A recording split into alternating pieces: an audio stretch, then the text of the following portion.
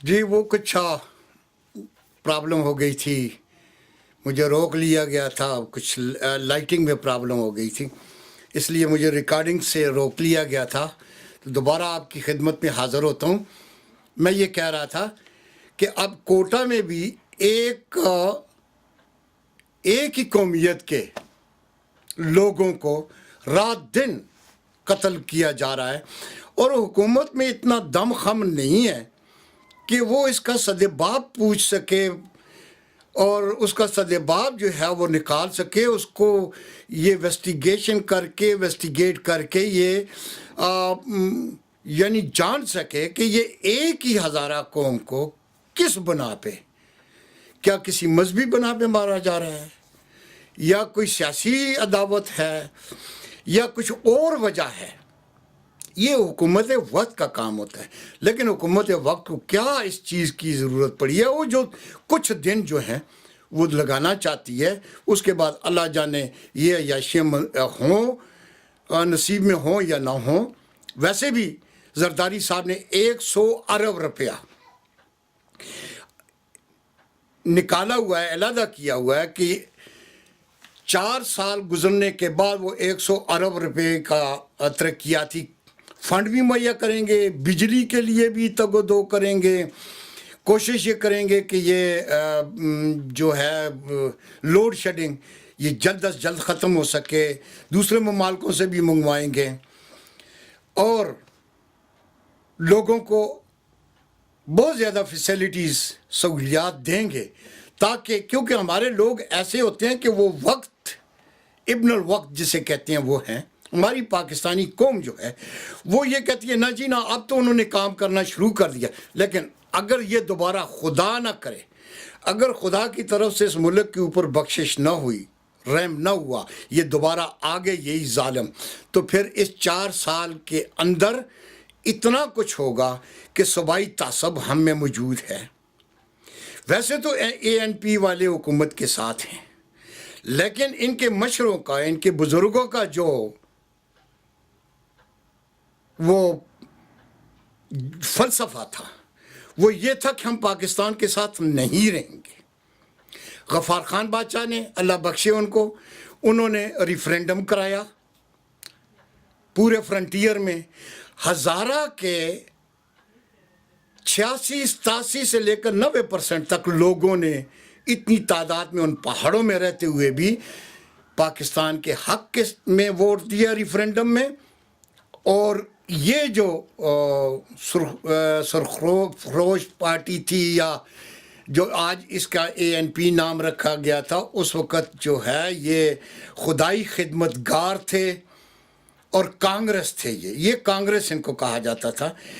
वो नाकाम हुए और अल्लाह ने ये किया कि ये हलाका हज़ारा की, और जो इनको बोलने वाले थे, और ये नहीं है कि एक सिर्फ मखसूस तबका जो था वो सिर्फ पश्तो बोलने वालों ने मुखालफत की, नहीं, सिर्फ और सिर्फ जो कांग्रेसी थे, खुदाई खिदमतगार थे, जो गफ़ार ख़ान के पैरोकार थे, उन्होंने वोट दिया, जिसकी वजह से ये हार गए। और इसी तरह से हमारे कबाइल जो थे उन्होंने भी पाकिस्तान के लिए जो है वोट दिया था रेफरेंडम में, और बल्कि ना कि उन्होंने वोट दिया था, बल्कि 47 में उन्होंने पाकिस्तान के लिए अजीम जानी कुर्बानियाँ भी दी हैं और जाकर वहाँ पे लड़ते भी रहे हैं। और सन 65 में भी ये हुआ था, मैंने ख़ुद देखा था, लोग ट्रकों में जा रहे थे, कश्मीर महाज पे जा रहे थे, इंडिया महाज पे जा रहे थे, लड़ रहे थे। तो आज वही लोगों को हम तंगी का नाच निशा रहे हैं, दूसरों को कहने के ऊपर उनको मरवा रहे हैं और अपने दरमियान नफरतें फैला रहे हैं। याद रखें, अफगानिस्तान और पठान की एक हिस्ट्री है, एक यानी कि उनकी एक हिस्ट्री चली आती है कि बरतानिया 24 साल तक वहाँ पे लड़ता रहा अफगानिस्तान में, और वो उनसे हार नहीं माना, बरतानिया से जीता, फतह हुई।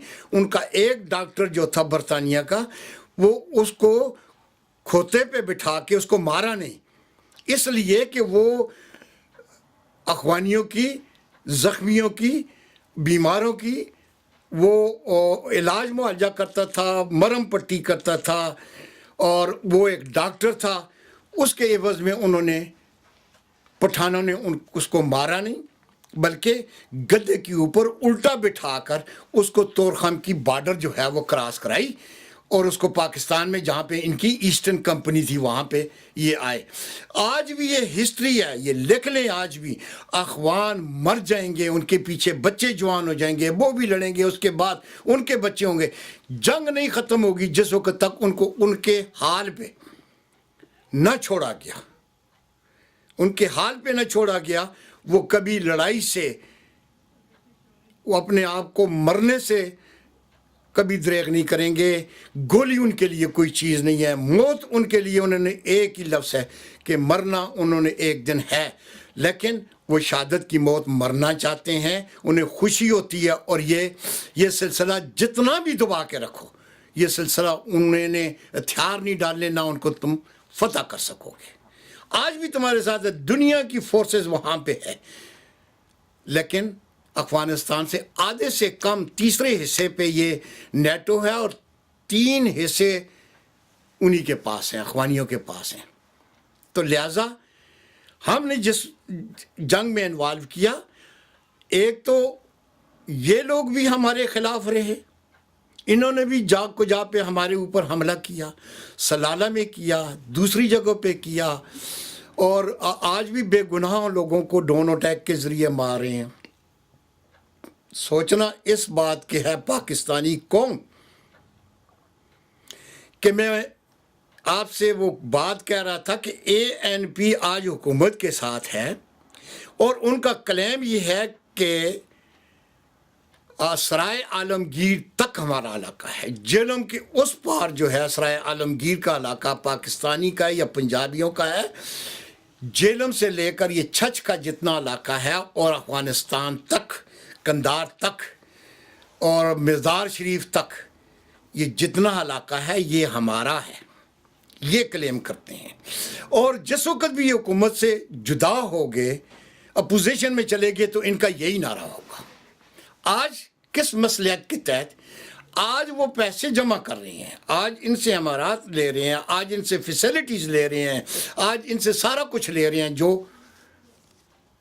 ایک عیاش حکمرانوں کی طرح ہوتے ہیں، وہ بھی لے رہے ہیں. کل یہ وہی فلسفہ پھر سے سامنے لے کر آئے ہیں. ادھر بلوچستان میں ان کی توجہ نہیں ہے، لوٹ مار پہ توجہ ہے. بلوچستان میں غیر ممالک کے ہاتھ ہیں، رشیا کا ہے، اور اس کا ہندوستان کا ہے، دوسری طاقتیں، افغانستان خود موجود ہے. حتیٰ کہ ایک رشین سے ہماری بات ہوئی تھی برطانیہ میں، ایک رشین تھا، وہ اس سے میں نے پوچھا تھا کہ افغانستان میں آپ لوگ، بلوچستان میں آپ لوگوں کی بھی موجودگی کا یہ جو ہے وہ مل رہا ہے، اشارے مل رہے ہیں کہ رشیا بھی وہاں پہ امداد دے رہا ہے. تو اس نے یہ کہا تھا کہ کیا ہم وہ افغانستان والی 82 میں جب شکست ہوئی تھی، 81 میں ہوئی تھی، یا 86 میں ہماری جیسے بھی ہے، وہ افغانستان جو پاکستان نے مل کر ہمیں برباد کیا تھا، اور ہم ایک سپر پاور سے بھی محروم ہو گئے تھے، ہمارے ٹکڑے ہو گئے تھے، کیا وہ شکست ہم بھول چکے ہیں؟ یہ اس بات کو ہر آدمی ذرا توجہ سے اس پہ سوچے، ڈیپلی جا کر سوچے، اور توجہ سے سنے اس بات کو کہ آج وہ لوگ جو کل ہم وہاں کے مجاہدین تھے، آج ہم وہاں کے وہ لوگ جو ہیں وہ دہشت گرد ہیں، کل وہ پتہ نہیں کیا ہوں گے. اس لیے بڑی طاقتوں کی نظریں ہم پہ ہیں، اور اس کی بڑی وجہ یہ ہے کہ یہ پاکستان ایٹمی پاور کیوں ہے. اور ایٹمی پاور ہونے کے باوجود بھی ہم نے کشکول اٹھایا ہوا ہے، ہم دنیا میں بھیک مانگ کے کھا رہے ہیں. ہمارے ایٹمی پاور ہونے کے باوجود بھی